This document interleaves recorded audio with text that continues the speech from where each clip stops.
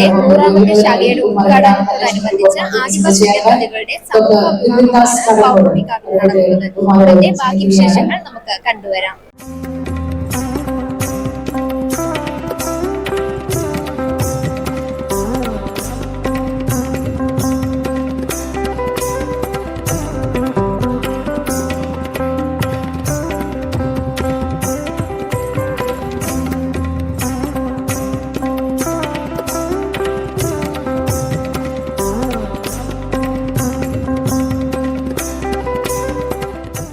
ധനലക്ഷ്മി ഗ്രൂപ്പിന്റെ ആദിവാസി സമൂഹ വിവാഹം ഇന്ന് പൗർണമിക്കാവ് ക്ഷേത്രത്തിൽ നടന്നു.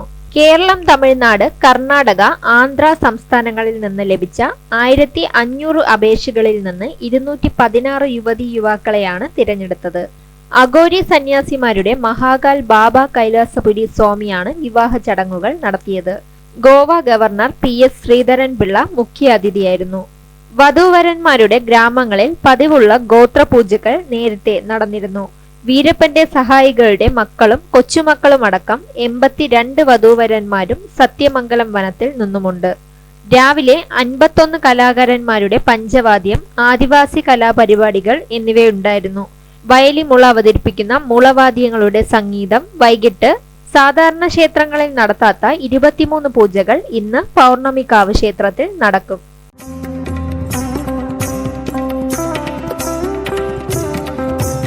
നേരിന്റെ വാർത്തകൾ നിങ്ങളുടെ വിരൽത്തുമ്പിലെത്താനായി സാക് ന്യൂസ് ചാനൽ സബ്സ്ക്രൈബ് ചെയ്തും ഷെയർ ചെയ്തും ഒരു ശരിയായ മാധ്യമ നിലപാടിന് പോകാൻ ഞങ്ങൾ നിങ്ങളെ ക്ഷണിക്കുന്നു.